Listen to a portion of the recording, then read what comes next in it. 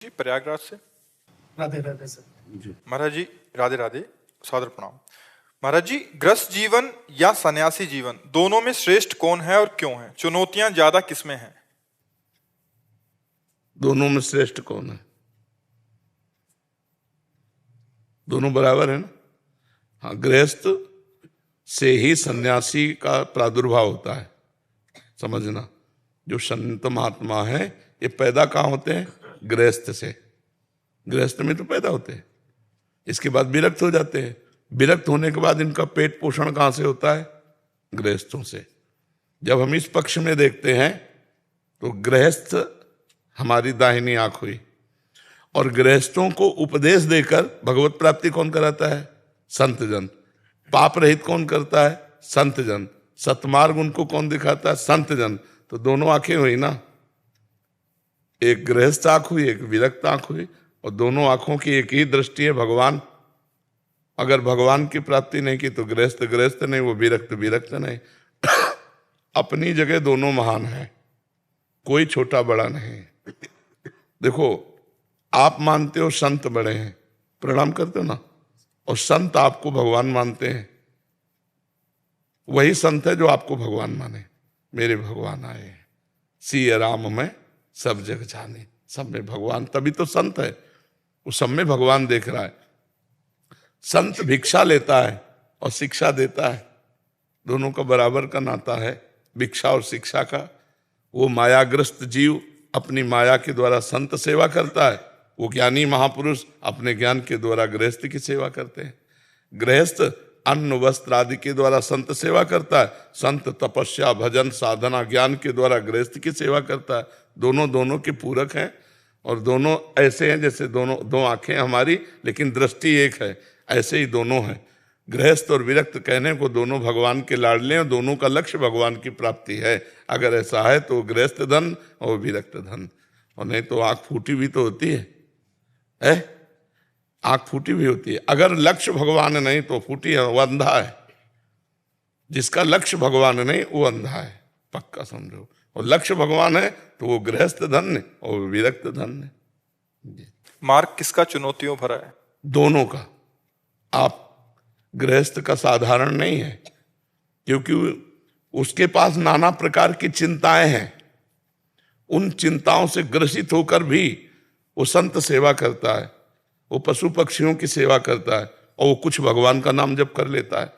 गृहस्थ के पास कोई कम चुनौतियां थोड़ी है। बेटी का ब्याह है, उसकी पढ़ाई है, ये मर गया, उसका काम, फसल खड़ी है, वर्षा हो गई, फसल नष्ट हो गई, फसल को बोना है, वर्षा नहीं हुई, बहुत तरह की आपत्तियां हैं। तो क्या विरक्त को कुछ कम चुनौतियां हैं?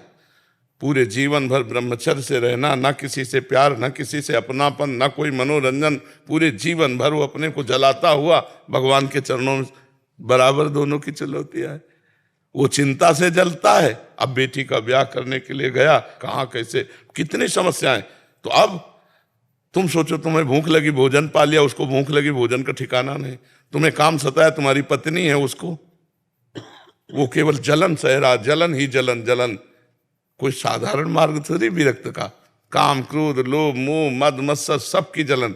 आखिरकार इंसान ही कोई संत बना है ना, तो उसकी भी तो मांगे हैं। जैसे तुम्हारी मन की मांगे, ऐसे वो अपनी हर मांग को रौंद रहा है, हर मांग को दबा रहा है, हर मांग को। तभी तो तुम नमस्कार करते हो उसको, तभी तो नमस्कार करते हो। तो दोनों की चुनौतियां कम नहीं है, दोनों समान चुनौतियों वाले। एक प्रपंच की चुनौतियां है तो एक प्रपंच को सहने की चुनौती। जितना साहस हो साधु, और टूट गया वो असाधु। तो गृहस्थी में बहुत बड़े बड़े पहाड़ हैं, पहाड़ की पहाड़ चिंताएं हैं। अब पैसे की इतनी आय नहीं हो, आजकल पढ़ाई का कितना पैसा लगता है, कितने। अच्छा, कोई बीमार हो गया उसको पैसा लगना है, खेती कर रहा सिंचाई में पैसा, क्या क्या खाद पानी, क्या मतलब जिधर देखो तो पैसा पैसा। आय है नहीं।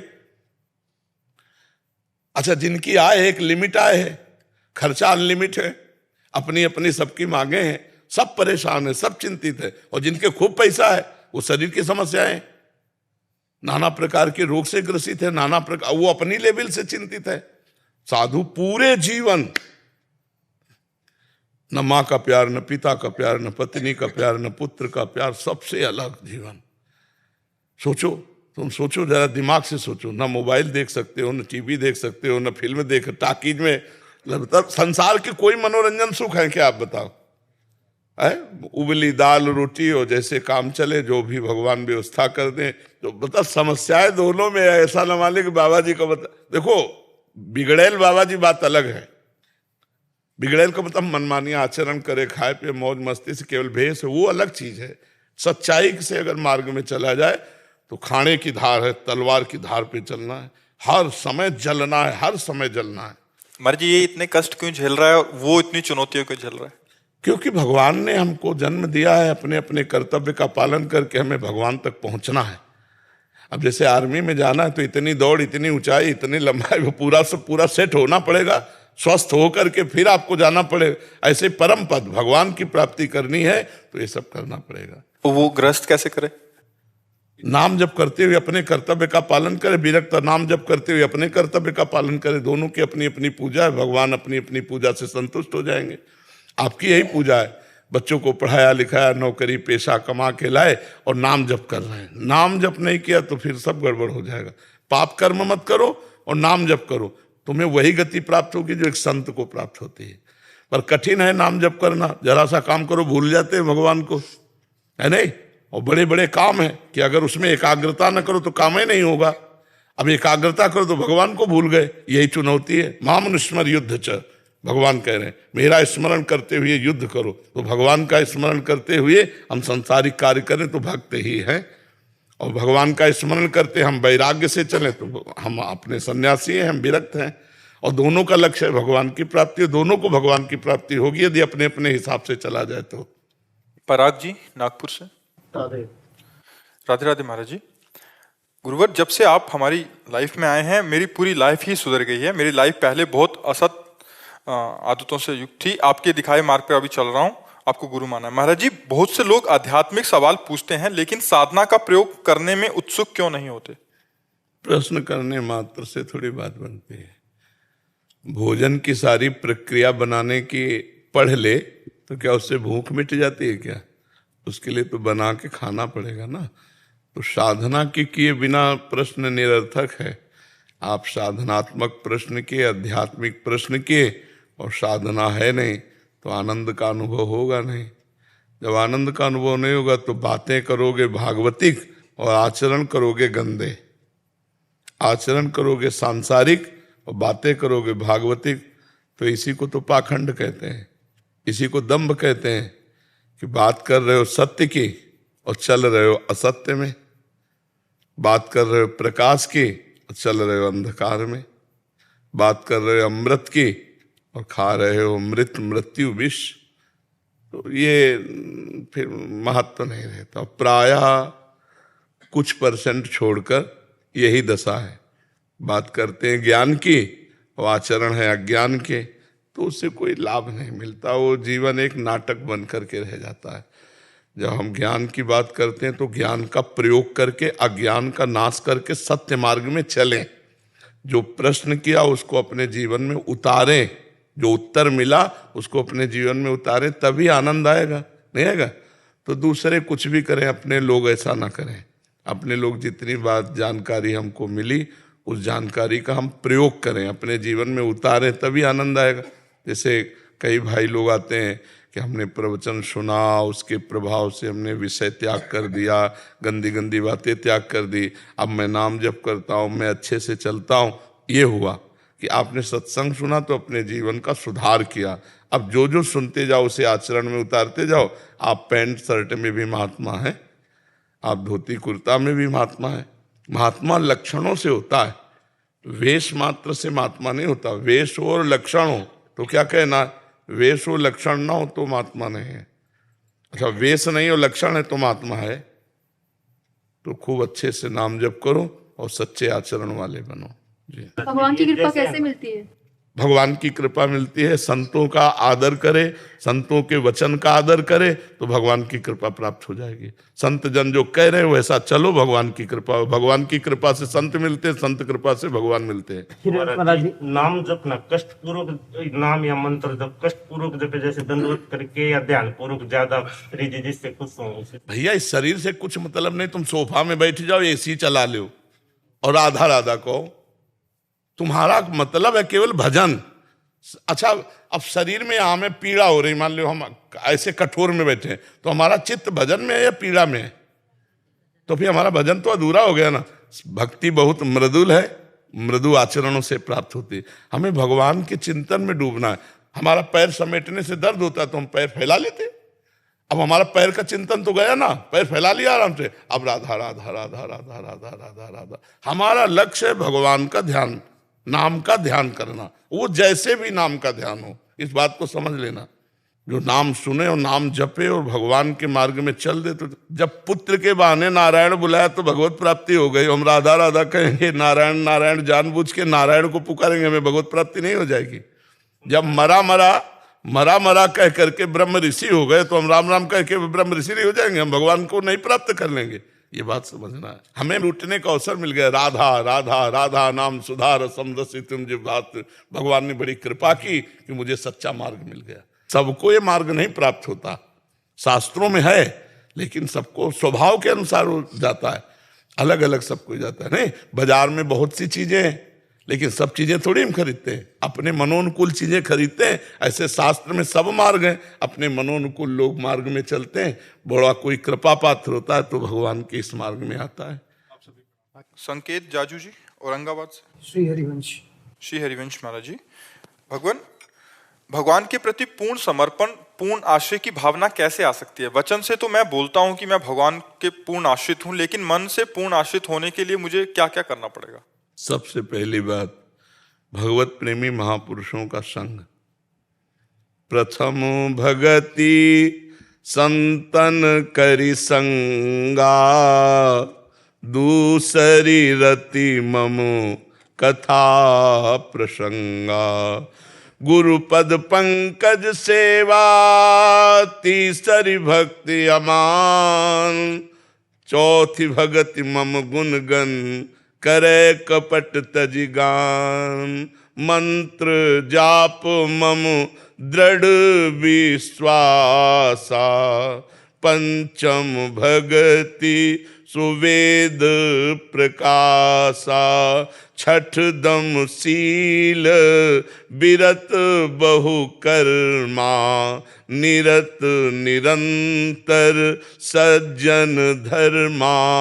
सातों समूह मोहि मैं जग देखा। मोते अधिक संत कर लेखा। आठों जथा लाभ संतोषा। सपनेहु नहीं देखे पर दोषा। नवम सरल सब सन छलहीना। मम भरोस ही हरस न दीना। ये 9 प्रकार की भक्ति भगवान श्री राम जी ने सबरी माता के सामने गाई। इनमें अगर एक भी हो जाए तो 9 अपने आप आ जाएंगे। जो नवधा भक्ति है उसमें आखिरी है आत्मसमर्पण। श्रवणम कीर्तनम स्मरणम विष्णुर्पाद सेवनम अर्चनम वंदनम दास्यम सख्यात्म निवेदनम। आपका है कि भगवान को कैसे आत्मसमर्पण किया जाए, तो पहली भक्ति संतों का संग करें, भगवान से प्रार्थना करें कि मुझे सच्चे संतों का संग मिले। जब द्रवहि दीन दयालु राघो तो साधु संगति पाए। शरणागत की पुष्टता बिना भगवान के प्रेमी भक्तों के नहीं होती। श्री हनुमान जी महाराज का जब दर्शन विभीषण जी को होता है, इसके बाद श्री राम जी की शरणागति होती है। पहले हनुमान जी का सानिध्य संभाषण हुआ, फिर हृदय में दृढ़ विश्वास हो गया कि भगवान हम पर कृपालु। अब मोहि भाव भरोस हनुमंता। बिनु हरि कृपा मिले नहीं संता। जो प्रभु मोहि अनुग्रह कीन्हा, तो तुम आए दरस हठि दीन्हा। हनुमान जी का सानिध्य ही श्री राम जी की शरणागति का पुष्टता का स्वरूप बना। तो प्रथम भक्ति संतों का संग, दूसरी भगवान की खूब कथा कानों को सुनाए, साथ में परहेज, किसी की निंदा न सुने, अपनी प्रशंसा न करे, प्रपंच की बातें न सुने और भगवान की चर्चा सुने, तो उससे हमारी श्रवणेन्द्रीय परम पवित्र हो जाएगी। वाकेंद्रीय हमारी भगवान के नाम का कीर्तन, दूसरों की प्रशंसा भले कर दे, निंदा ना करे किसी की, अपनी वाणी से भगवान के नाम का जप, भगवान की लीला कथा कहना, इससे हमारी रसेंद्रीय वाणी पवित्र हो जाती है। इसमें दो हैं, रसेंद्रिय वाकेंद्रीय, एक कर्मेंद्रीय एक ज्ञानेंद्रीय। और भगवान का भोग लगा करके हम प्रसाद पावें तो हमारी रसेंद्रीय पावन हो जाती है। नेत्रेंद्रीय से हम सब में भगवान का दर्शन करें, लेकिन संतों को भगवान से भी अधिक माने तो हमारे हृदय में परम पवित्र प्रेम का प्रकाश हो जाएगा। जब हम किसी से किसी भी प्रकार का दोष दर्शन न करते हुए अपने गुरु प्रदत्त नाम मंत्र का निरंतर जप करते हैं तो हमारा हृदय भगवान के प्रेम भाव से द्रवित हो जाता है। मंत्र में बहुत सामर्थ्य है। नाम और मंत्र जो गुरुदेव देते हैं मानो अपना जीवन दे दिए। और गुरु चरणों की भक्ति मान रहित होकर के करे, कपट तज करके भगवान की लीलाओं का गान करे, दृढ़ विश्वास करके मंत्र जप करे, शीलवान, धैर्यवान, चरित्र पवित्र और भगवत भक्तों का संग भगवान की प्राप्ति के लिए बहुत है। इतना है, और जो आगे सब वो अपने आप आ जाएगा। हर्ष दैन्यता का त्याग करके भगवान पर दृढ़ भरोसा रख करके जब हम जो भी कार्य करते हैं सब भगवान को समर्पित कर देते हैं तो धीरे धीरे आत्मसमर्पण की स्थिति आ जाती है। शरीर समर्पित, वाणी समर्पित, मन समर्पित और स्वयं समर्पित। तनुवांग मनोभिर अमलय सोहम त्वयि वास्त्रिता। शरीर, वाणी, मन और स्वयं अर्थात अहम सहित समर्पण हो गया। समर्पण ही सिद्धि है।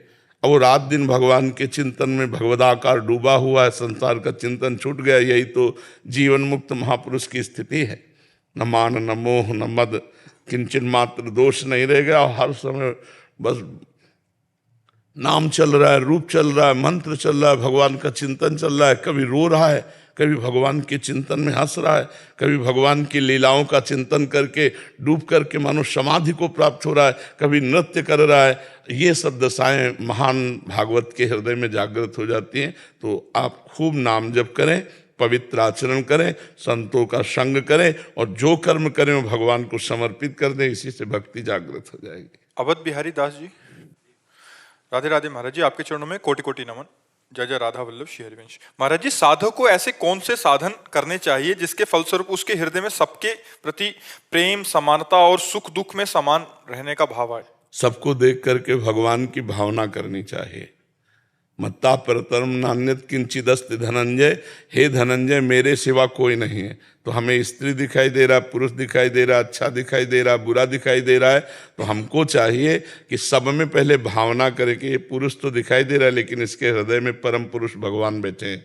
ये स्त्री तो दिखाई दे रही है लेकिन इसके हृदय में भगवान बैठे हैं। और मन से हम उसको प्रणाम करें, यह अभ्यास करें, सब में भगवान है ऐसा देखने का अभ्यास करें। भगवान तो है ही, सर्वम खलमिदम ब्रह्म ने नानास्ति किंचन।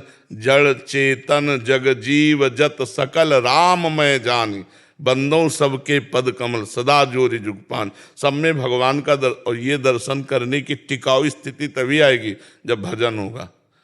अगर खूब डट के भजन नहीं हुआ तो आप सोचोगे कि इनमें भगवान है लेकिन उनके दोष दर्शन आ जाएंगे। ये भगवान कैसे हो सकते हैं? तो वो रोल नीचता का कर रहा है लेकिन है उसमें भगवान। स्वांग तो खलनायक का कर रहा है लेकिन बहुत अच्छा आदमी है। ऐसे ही नीचता का रोल हो रहा है, सतोगुण, रजोगुण, तमोगुण, पर सच्चिदानंद भगवान है अपनी माया के द्वारा ऐसा कभी तामसिक वृत्ति दिखा रहा है, कभी राजसिक वृत्ति दिखा रहा है, कभी सात्विक, और वो गुणातीत है। तीनों गुणों से परे परमात्मा विराजमान। तो डट के भजन करना पड़े, खूब नाम जप, खूब मंत्र जप। इसके बिना को हमारे हर प्रश्न में नाम जप है, क्योंकि नाम जप की धरा के बिना जैसे नींव ना हो तो बिल्डिंग नहीं टिक सकती, ऐसे नाम जप के बिना परमार्थ है ही नहीं।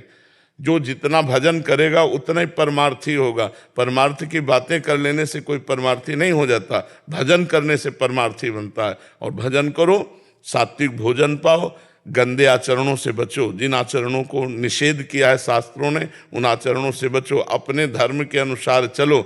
बस सब में भगवान की भावना करो तो सिद्ध होने लगेगी। समझ रहे? सौरभ बंसल जी, राधे राधे महाराज जी। महाराज जी, मैं भारत सरकार में कार्यरत हूं और एक अधिकारी हूं। कई जांच एजेंसी भी में मैंने भाग लिया है। अपनी रोजमर्रा के कार्यकाल में लोग कैसे गलत कार्य करते हैं ये देखता हूं। लंबे समय से ये सब देखने की वजह से हर इंसान और परिस्थिति में क्या गलत हो सकता है और किस रूप में किसी का लालच जुड़ा हो सकता है, ये सोचने की प्रवृत्ति हो गई है। इसकी वजह से मन में पॉजिटिविटी ही नहीं रही। भगवान का नाम जब भी करता हूं, कृपया मार्गदर्शन। हाँ, इसमें ध्यान रखना है कि आपको सेवा मिली है दुर्गुण दुराचार दोषों का त्याग कराने की, या दुर्गुण दुराचार दोषों से युक्त पुरुष को दंड दिलाने की। लेकिन वही बात, ये सब स्वांग परमात्मा कर रहा है, अंदर परमात्मा बैठा हुआ है। जैसे भीष्म जी के सामने सच्चिदानंद भगवान श्री कृष्ण है, अब विपक्ष है, तो क्या भीष्म जी बाण नहीं मार रहे? भगवान को ललकार के कहते हैं कि मैं गंगा पुत्र भीष्म नहीं कहलाऊंगा, कल अगर रण क्षेत्र में तुम्हें अस्त्र लेने के लिए विवश न कर दूं। भगवान ने कहा था महाभारत युद्ध में मैं अस्त्र ग्रहण नहीं करूंगा, तो उनका गंगा पुत्र शांतन पुत्र भीष्म नहीं कहलाऊंगा यदि कल रण क्षेत्र में आपको विवश न कर दूं। तो भगवान को विवश कर दिया, मार बाणों अर्जुन को सारथी रूप में भगवान ही है ना, विवश हो गए, कूद गए, रथ से उठाया रथ का पहिया एक, और तब बाण रख दिया और कहा अपनो परण विसार, भगत को पूर्व परण निभाओ।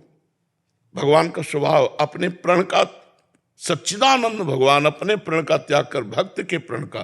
तो हम जब ये देखेंगे कि भगवान यहाँ दुष्टता का रोल कर रहे हैं और मुझे दिया है दुष्टता के निषेध का अधिकार, तो मैं केवल अपने निषेध के अधिकार का पालन कर रहा हूं, वस्तुतः इसके अंदर भगवान है। अगर ये भाव हमारे अंदर आ जाए तो हम ये करते हुए भी भगवत प्राप्त हो जाएंगे।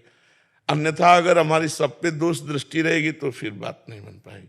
ऐसे आप अधिकारी रूप में हैं और भगवान संसार में हैं और वो रोल कर रहे हैं दुष्टता का, तो हमें रोल दिया दुष्टता निवारण या दुष्टता के अनुसार दंड देना, तो हम ठीक वैसे ही करेंगे, बिल्कुल दया नहीं करेंगे, पर अंदर से भाव ये रखेंगे हो प्रभु तुम ही।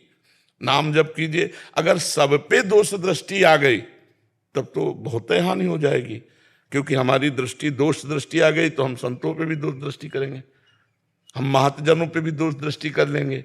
हमारा वो आकलन करने का जो, कल्पना करने का जो, भावना करने का जो स्वभाव है वो निगेटिव में ही रहेगा, तो फिर हमारा कल्याण कैसे हो पाएगा।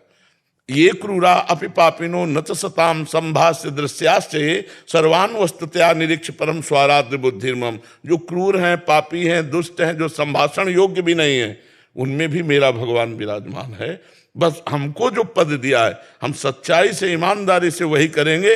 जैसे युद्ध क्षेत्र में धर्म के अनुसार सामने योद्धा चाहे पिता हो चाहे पुत्र हो कोई भी हो, अगर वो उसका वध कर देता है तो किंचन मात्र उसमें पाप नहीं लगता। परिवार ही तो है कौरव पांडव। और पूज्य द्रोणाचार्य जी जो प्रत्यंचा चढ़ाना सिखाते हैं, उनसे अर्जुन युद्ध कर रहे हैं। जिन्होंने अर्जुन को प्रत्यंचा चढ़ाना सिखाया, जिन्होंने अंगुली पकड़ के चलाना सिखाया, वो भीष्म पितामह, कृपाचार्य, द्रोणाचार्य, इनसे युद्ध कर रहे हैं। लेकिन पाप नहीं लगेगा उनको, क्योंकि युद्ध धर्म का ऐसा नियम है। तो ऐसे ही आप अपने अधिकार के अनुसार, जो भारत सरकार ने अधिकार दिया, उसके अनुसार जो समाज के साथ आप व्यवहार करते हैं वो आपका धर्म होना चाहिए। हमको सब पे दोष दृष्टि नहीं करनी, जहां करनी है। अब जैसे अपना शिष्य अपराध करे तो दंड, और दूसरा संत अगर किसी कोई वार्ता भी करे कि वो संत, तो तुरंत रोक दे, नहीं, ये संत निंदा होगी, हमारे सामने बात नहीं कर सकते आप। हमारे शिष्य के लिए अधिकार है कि हम अपने शिष्य के दोष दर्शन करें, दोष वर्णन सुने और उनको दंड दें, लेकिन दूसरे संत के लिए नहीं। उसके भगवान रक्षक वो आके हमसे बात करे तो निराकरण कर सकते हैं, लेकिन हम ऐसे नहीं सुन सकते। तो सबके प्रति ऐसा बर्ताव नहीं करना चाहिए। सबके प्रति अगर हमारी बुद्धि वही तराजू से तौलने लगी दोष दर्शन से, तो हमारी हानि हो जाएगी। ठीक है, हाँ, इसके लिए नाम जप आप कर ही रहे हैं और सत्संग सुन रहे हैं, तभी नाम जप कर रहे हैं। तो सत्संग और नाम जप के प्रभाव से आप बचते रहेंगे। नाम जप आपके पापों का नाश करता रहेगा, सत्संग आपकी बुद्धि को प्रवीण करता रहेगा। तो ये सेवा भी बन जाएगी, भगवत प्राप्ति भी हो जाएगी, लोक परलोक दोनों बन जाएंगे। अर्जुन चौधरी जी। राधा वल्लभ श्री। महाराज जी, आपके चरणों में कोटि कोटि प्रणाम। महाराज श्री, नाम चिंतन या रूप चिंतन करने के लिए जब हम ध्यान करते हैं, रूप चिंतन की सामर्थ्य नहीं। नाम चिंतन करो, नाम के बल से रूप प्रकाशित होता। देखिए रूप नाम आधीना, रूप का प्रादुर्भाव कब होता है? ऐसे आंख मूंद देखो, अंधेरा दिखाई देता है। कल्पना करोगे तो भगवान की कल्पना तुम्हारे में सामर्थ्य नहीं कि कल्पना कर सको, भावना कर सको। तो हम नाम लिखें राधा, उसी का ध्यान कर रहे हैं, अपने मन को एकाग्र। फिर देखना हो जहाँ राधा लिखते हो वहीं राधा रूप प्रकाशित हो जाएगा, वहीं कृष्ण रूप प्रकाशित हो जाएगा। पहले नाम पे ध्यान दो। अगर हम ककाहराव मात्रा बढ़िया पढ़ लिए ना तो हम ऐसे कोई भी ग्रंथ पढ़ सकते हैं। अगर हमें गणित के सूत्र याद हो गए तो कोई भी सवाल लगा सकते हैं। ABCD बढ़िया आ जाए तो अंग्रेजी पढ़ना सीख जाएंगे। ऐसे ही अगर नाम जप आ जाए तो अध्यात्म पर विजय प्राप्त हो जाएगी। अध्यात्म की जो योग्यताएं हैं, जो सद्गुण, सब अपने आप आ जाएंगे। जो राम राम कहना नहीं जानते थे, मरा मरा कहे, वो ब्रह्म ऋषि हो गए। किससे हो गए? मरा मरा मरा मरा मरा मा नहीं तो राधा राधा राधा राधा राधा। आपको कौन सा ज्ञान, कौन सा रूप रह जाएगा जो आपके हृदय में प्रकाशित हो? पर पहले नाम पर ध्यान दीजिए। हाँ, आप क्या कहना चाहते हैं? और ये कहना चाह रहे हैं कि हम ध्यान करते हैं तो भजन के साथ साथ हृदय में एक और चिंतन रीलवत चलता है रहता है, जो अभी हमने तरह 2-4 दिन पहले बताया है, सुना है आपने? 2-4 दिन पहले बताया है, एकांतिक में ही बताया है। एक दिन चिंतन में इस बात को पकड़ा कि साधकों को कैसे इससे निवृत्त होना चाहिए। तो जब हम भजन करते हैं तो हमारे साइड में मन एक अपनी रील चलाता है। भूत का चिंतन, भविष्य का चिंतन, अन्य दोषों का चिंतन, व्यर्थ कल्पना, गंदी बातें, ये सब वो चला रहा है। तो वो हमारे मन की जितनी भी बातें हैं वो सब निकल रही हैं। हमको नाम जप करते हुए ना किसी बात से राग करना है, ना द्वेष करना है। वो अपने आप सब डिलीट हो जाएंगे। साधक उनको देखकर घबरा जाता है, किसी से राग कर बैठता है, किसी से द्वेष कर बैठता है। वो संस्कार नवीन बन जाते हैं, भजन में बाधा पड़ जाती है। चुप रहो। जैसे हम रोड किनारे बैठे हैं, लोग आ जा रहे हैं, हम किसी से ना राधे राधे बोले और ना किसी से झगड़ा करें तो वो खड़ा नहीं होगा, अपने आप चला जाएगा। और किसी से राधे राधे बोला तो हमारी तरफ देखेगा, और झगड़ा किया तो खड़ा हो जाएगा।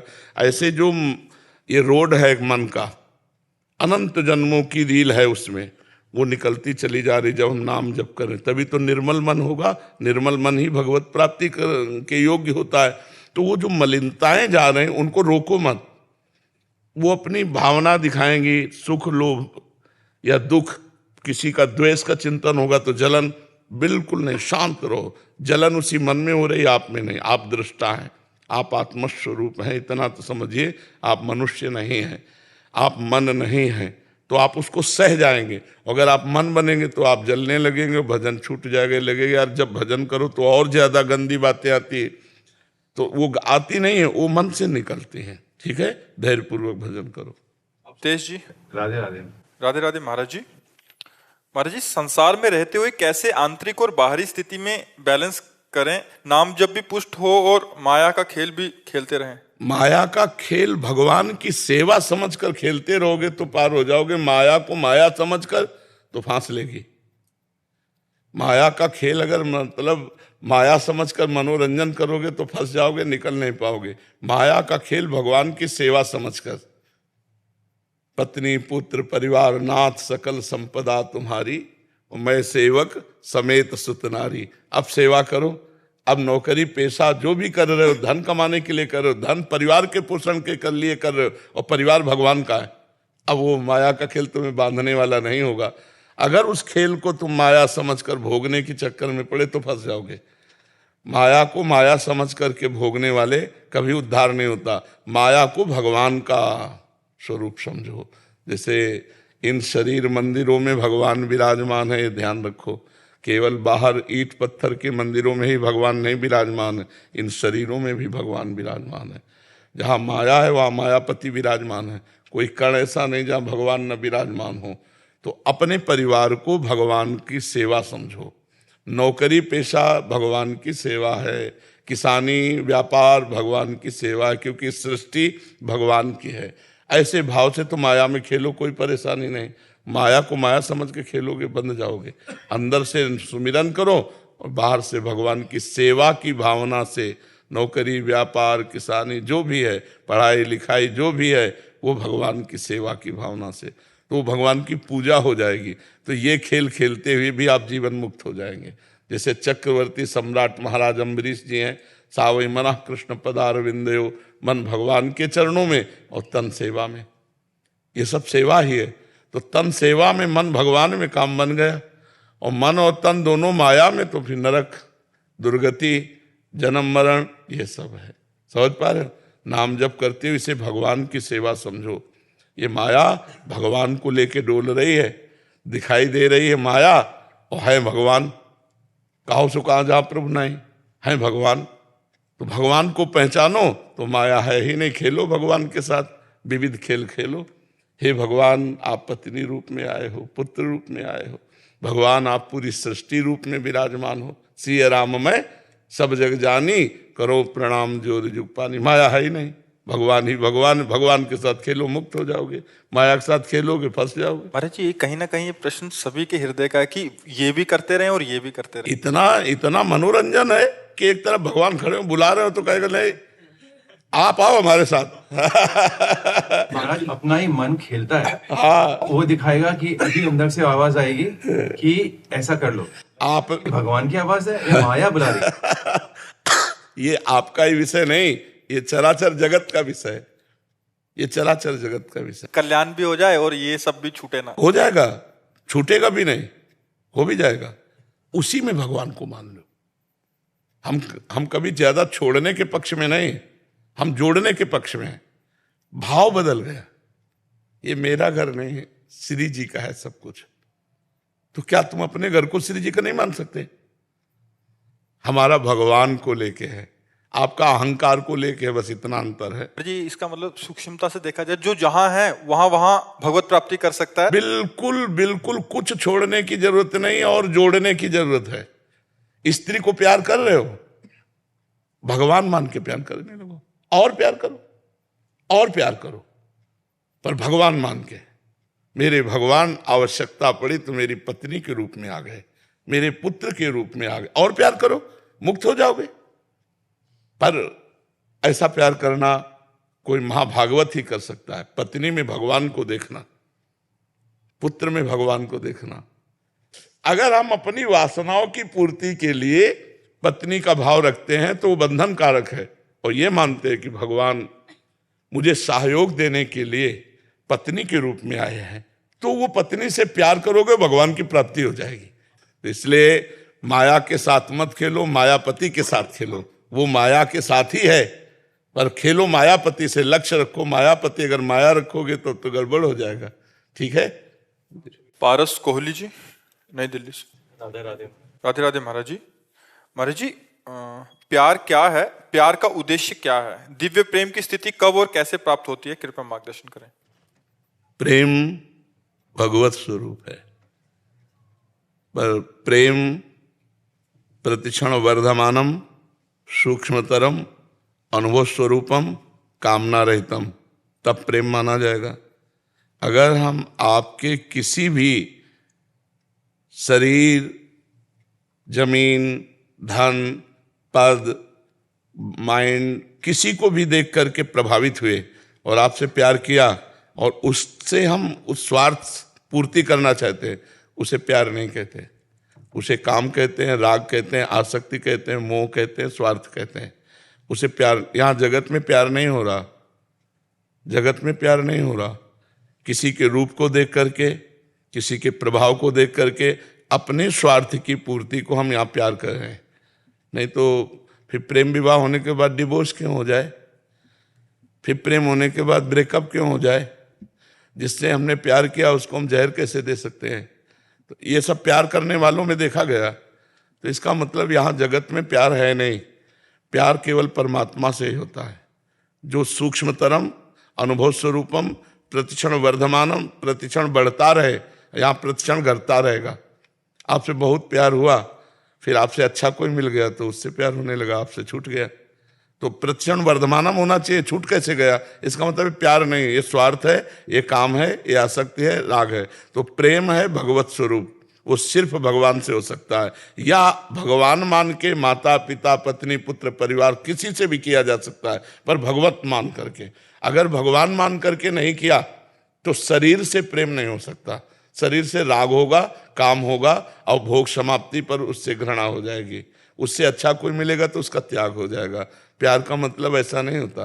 प्यार का मतलब होता है, अगर हम आपसे प्यार किया है और आप इससे प्यार कर रहे हैं तो हम आशीर्वाद देंगे कि आप सदैव सुखी रहो, क्योंकि आपका उससे प्यार हो गया है तो आप सुखी रहो, आप सदैव कभी दुख ना पाओ। आप दोनों ऐसे अपने प्यारे को सुखी देखना प्यार का लक्षण है। संसार का प्यार ये है, अगर आप हमसे प्यार करते तो सिर्फ हमसे, तो ये प्यार नहीं। प्यार ये कहता है कि हम आपसे प्यार करते हैं और आप हमारा तिरस्कार करते हैं और उसको प्यार करते हैं, तो हम दोनों को आशीर्वाद देंगे, कोशिश करेंगे आप दोनों को मिला दें, आपसे कभी हम घृणा न करें, कभी नफरत न। ऐसा उदार प्यार कहाँ है? उदार प्यार तो सिर्फ परमात्मा में है। हमसे कितनी भी बड़ी गलती हो जाए आप हमें छोड़े ना, ये केवल परमात्मा से है। विमुख भय निमिषो न अकृपा, जब चितये तब वैसे, वो केवल भगवान ही ऐसे है। दूसरा, जन अवगुण प्रभु मान न काऊ, दीन बंधु अति मृदुल सो। यहाँ तो जरा सी त्रुटि हो जाने में, अपने स्वार्थ की आपूर्ति होने में क्रोध हो जाएगा, वो उसका तिरस्कार कर देगा, वो उससे संबंध विच्छेद कर देगा। तो यहाँ प्यार जगत में नहीं है, भगवान को लेकर के भाव करके, वो चाहे माता से प्यार कर ले, चाहे पिता से, चाहे पत्नी से, चाहे पुत्र से, चाहे कुत्ते से प्यार कर ले, किसी से भी कहीं भी, क्योंकि कहो सो कहाँ जहां प्रभु नहीं, हर जीव में हर कण में भगवान है। तो भगवान का भाव करके नामदेव जी ने कुत्ते से भाव किया तो विट्ठल भगवान वहीं प्रकट हो गए। भगवान का भाव करके माता पिता से प्यार किया तो विट्ठल भगवान आ गए दर्शन देने। तो हम अगर भाव करें परमात्मा का तब तो उसे हम प्रेम शब्द देंगे, और अगर भाव परमात्मा का नहीं है तो वही प्यार जो तुम कर रहे हो वो स्वार्थ है, वो काम है, वो आसक्ति है, वो राग है। प्रेम इतना महान है कि जितने ग्रंथ पंथ हैं सबके ऊपर विराजमान है। पोथी पढ़ पढ़ जग मुआ, पंडित भया न कोय, और ढाई आखर प्रेम के पढ़े सो पंडित होए। कबीरदास जी कह रहे प्रेम पर अगर आ गया तो सब ज्ञान, पंडित माने होता है ज्ञानी, सब शास्त्रों को पढ़ लिया लेकिन प्रेम नहीं आया तो पोथी पढ़ पढ़ जग मुआ, पंडित भया न कोय, ढाई आखर प्रेम के पढ़े सो पंडित होए। और वही प्रेम दिव्य होता है, और प्रेम परमात्मा को अव्यक्त से व्यक्त कर देता है। जब भगवान शंकर और गौ ब्रह्मा देवता सब की रावण के अत्याचार से पृथ्वी दुखित हो रही थी, तो कहाँ चला जाए, कैसे भगवान को पुकारा जाए? तो भगवान शंकर ने कहा, ते समाज गिरजा में रहू, अवसर पाई बचन एक कहू, हरि व्यापक सर्वत्र समाना, प्रेम ते प्रगट होए मैं जाना। भगवान प्रेम से प्रकट हो जाएंगे, सर्वत्र विराजमान है। पर वो प्रेम बिना नाम जप किए, भगवत सेवा किए, भगवत लीला कथा सुने, बिना सच्चे आचरण वाला तपस्वी बने, वो प्रेम हृदय में प्रकाशित नहीं होता। ये सांसारिक राग हो जाएगा, प्रेम नहीं होगा। प्रेम दिव्य होता है और प्रेम प्रतिक्षण बढ़ता रहता है, और प्रेम में कभी पूर्णता नहीं होती। छिनई घटे छिन बढ़े सो तो प्रेम न होए, अघट प्रेम पिंजर बसे प्रीति कहावे सोए। और जब प्रेम आ जाता है तो अपना प्यारा अपने नेत्रों में बस जाता है, इतने नजदीक हो जाता है कि पी मूर्ति नयनन बसे ते रस रहाय समाय, ये लक्षण सुन प्रेम के और न कछु सुहाय, और न कछु सुहाय फिरे अपने रस मातो, कुटुम देहते जाए छूट सब ही विधि नातो, जा जा पिए की बात सुने खोजत तिन गैनन, हित ध्रुव छिन छिन ले प्रेम जल भरी भरी नैनन। अपने प्यारे की याद करके वो रोता रहता है, उनके विरह में तड़पता रहता है। तो क्या प्रेमी का मिलन नहीं होता? बोले तन मन के बिछुड़े नहीं, वो शरीर के समीप है, मन भी उसी के पास है, पर चाह बढ़े दिन रैन, ऐसी प्रीति बढ़ गई है कि उसे भारी व्याकुलता हो रही है। प्रेम में कभी तृप्ति नहीं होती, प्रेम में कभी पूर्णिमा नहीं होती। इतना भूख बढ़ जाती है अपने प्रीतम की कि समीप रहते हुए भी दूरी के चिंतन की भावना मात्र से वो व्याकुल हो जाता है। गले से लगा है, कहीं ये दूर ना हो जाए, ऐसी संभावना मात्र से उसके प्राण व्याकुल हो जाते हैं। तन मन के बिछड़े नहीं, चाह बड़े दिन रैन, कबों संजोग न मानहि, देखें भरी भरी नैन। अद्भुत चरित्र प्रेम का है। खूब नाम जप करे, भगवान की शरण में हो, भगवान के लीला चरित्र सुने, परोपकार करे, तो इसके प्रभाव से प्रेम प्रकट हो जाएगा। समझ पा रहे हैं हम? महाराज जी, आप तो हमारे नैनों में बस गए हैं सब। हमको इतनी आपकी फिक्र होती है कि क्या बताएं। हाँ, प्रेम का यही स्वभाव होता है।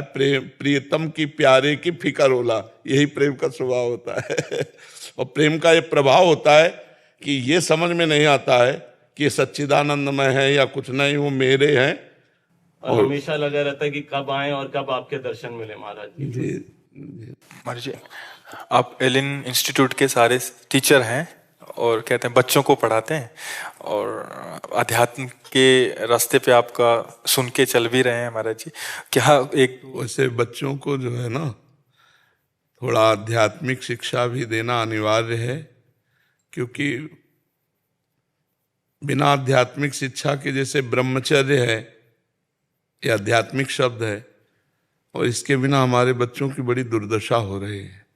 क्योंकि हमारे पास बच्चे आते रहते हैं ना, जैसे हस्त क्रियादि हस्त मैथुन आदि के द्वारा बच्चे बच्चियां बहुत दुर्दशा को प्राप्त हो रहे हैं।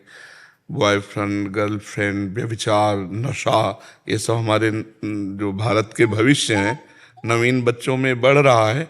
तो हमें प्रार्थना करनी है आप लोगों से कि आप गुरु पद पे हैं, आप टीचर पद पे हैं, तो आप बच्चों के चरित्र निर्माण पर भी ध्यान दीजिए। नहीं, जैसे वो किसी ने कहा कि जिसका धन गया उसका कुछ नहीं गया, जिसका स्वास्थ्य गया उसका कुछ गया, लेकिन जिसका चरित्र गया उसका सब कुछ गया। नहीं कहा जाता है, अंग्रेजी में क्या कहा जाता है? Money is lost nothing is lost, if health is lost something is lost, if character is lost everything is lost. आज हमारे बच्चों में उल्टा हो रहा है। तो अब हमें चाहिए कि विद्यार्थियों का चरित्र निर्माण करें, क्योंकि उन्हीं में से कोई एमएलए बनेगा, उन्हीं में से कोई सांसद बनेगा, उन्हीं में से कोई मंत्री बनेगा, कोई डॉक्टर बनेगा, कोई मास्टर बनेगा। तो हमारे बच्चे ही भारत के हमारे भविष्य हैं।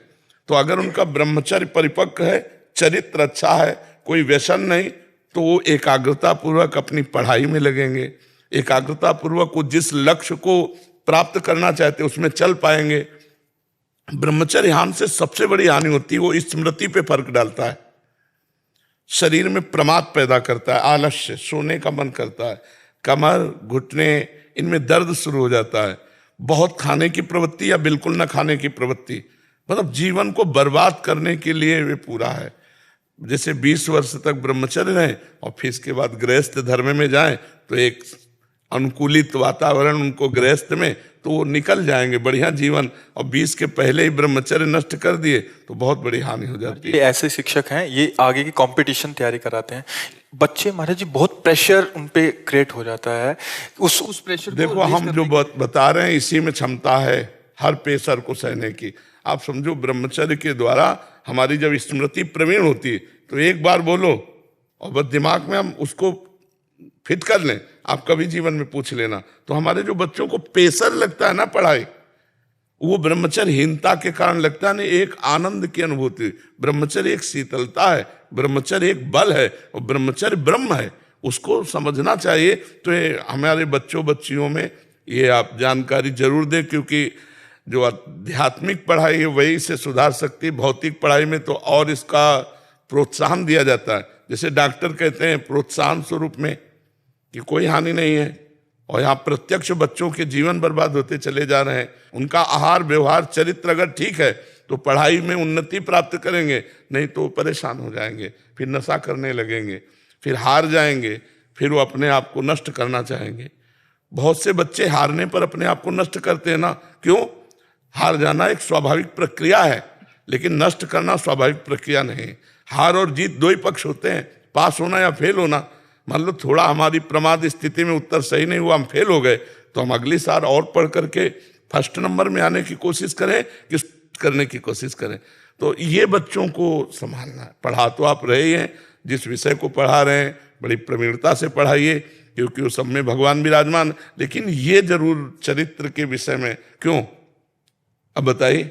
गुरुदेव भगवान, मैं अर्ज करना चाहता हूँ, हमारी संस्था का ध्येय संस्कार से सफलता तक ही है, और यही जो आपने बात कही, यही भाव हम करते हैं। लेकिन इंटरनेट और यूट्यूब, जैसे हम भी आप तक इंटरनेट से पहुंचे, आप हम तक इंटरनेट से पहुंचे, लेकिन इन बच्चों को समय से पहले वो सब मिल रहा है जो नहीं मिलना चाहिए। इसमें आप और हम बहुत सीमित और अपने आप को एक असहज महसूस करते हैं। कुसंग हो जाता है महाराज जी मोबाइल आदि से। तो कोई नियम, कोई कानून, हर चीज के लिए नियम कानून रेगुलेशन है, लेकिन इंटरनेट किन बच्चों तक इनको समय से पहले वो सब चीजों की सुविधा हो गई।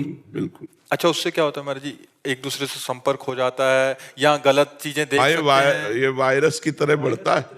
हाँ बिल्कुल बिल्कुल। पेरेंट्स भी इसके आगे बहुत अपने आप को असमर्थ महसूस करते हैं, क्योंकि हमें उनको उनकी पढ़ाई के लिए भी देना पड़ता है, हमें उनको उनके दूसरे डेवलपमेंट के लिए भी देना पड़ता है, टेक्नोलॉजी से हम अलग। मोबाइल आवश्यक भी है। हाँ बिल्कुल बिल्कुल। मतलब हम सब आपसे नियमित रूप से ज्ञान प्राप्त कर रहे हैं, मार्गदर्शन प्राप्त कर रहे हैं। ये इंटरनेट की क्षमता है, ये इंटरनेट की शक्ति है। हम तो आज दर्शन के लिए आपके पास आ पाए, लेकिन आपसे हमें रोज मार्गदर्शन मिल रहा है। लेकिन इन विद्यार्थियों को, इन युवा पीढ़ी को जो गलत क्षेत्र है उस पर उस भी पे वो कोई नियंत्रण नहीं है। हाँ, बिल्कुल। और हम सब शिक्षक, पेरेंट्स, अभिभावक चाह के भी नहीं कर पा रहे। जी जी। मूल कारण है हमारे जी उनके पतन का। लेकिन उसका निषेध भी नहीं किया जा सकता क्योंकि आवश्यक है वो। मैं अगर जैसे हमारे बच्चे इस बात को समझ जाएं और वो खुद बचना चाहें तो उन्हें कौन गिरा सकता है। पर हमारे बच्चों के दिमाग में भरना होगा कि ये चीजें आपके पतन के कारण हैं, ये आपका पतन का उद्दंड बच्चे, उनकी बात तो नहीं, कुछ सभ्य बच्चे हैं, वो अपना सुधार कर रहे हैं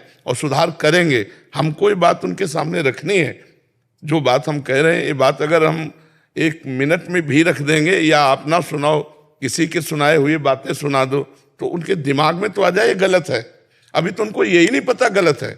बहुत से डॉक्टर सपोर्ट करते हैं, बहुत से मित्र सपोर्ट करते हैं, मोबाइल आदि के वीडियो सपोर्ट करते हैं, तो उनका मन वैसे ही चंचल है तो उनको और अच्छा लगने लगता है गलत मार्ग। तो हमें समझाना होगा कि गलत मार्ग से सुख नहीं मिलता। आगे चलकर आप मान लो गृहस्थ हुए, ब्याह किया, उसे अभी जो ये बहुत हानिकारक फैल रहे, हमें कोई हफ्ता नहीं जाता जिसमें ऐसे बच्चे ना आते हो कि मैं भेंट करना चाहता हूँ, तो उनको बहुत प्यार से, दुलार से, मैं तुम्हारा दोस्त हूँ, बिल्कुल तुम ठीक हो जाओगे, उनको एक प्रोत्साहन पहले देते हैं और फिर धीरे से तुम देखो दौड़ लगाओ, तुम ये नियम चलो, तुम ऐसे चलो, तुम ऐसे चलो। तो ऐसा नहीं कि प्रभाव नहीं पड़ रहा।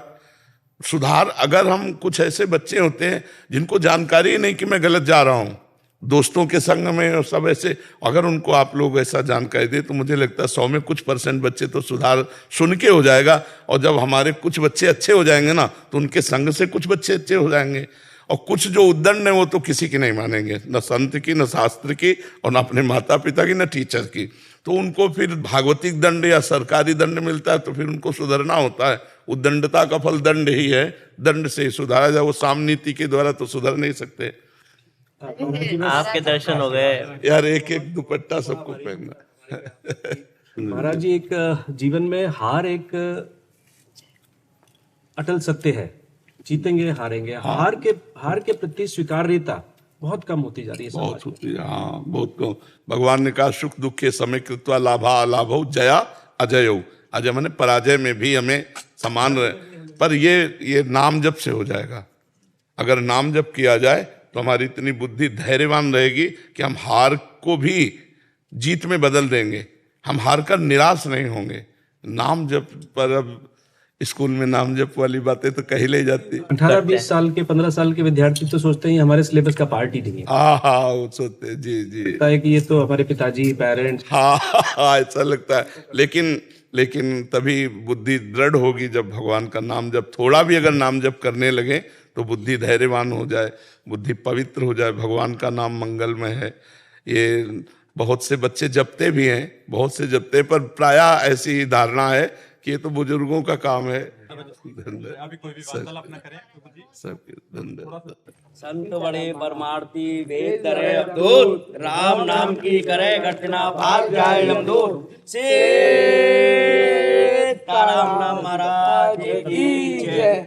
महाराज एक चीज समझिए नहीं आई, हमारे हिम्मत बुलवाती है कि बजरंग बांका गिल्ले चारों नाका बांधे गाड़ी पिछाड़ी, जिसने धर्म की राह बिगाड़ी, धर रहे किसी को जो ना माने किसी को, बोरिया बाबा रहे ना संकट रहे ना भय, सदा रहो निर्भय निर्भय नाम हरि का लीजिए।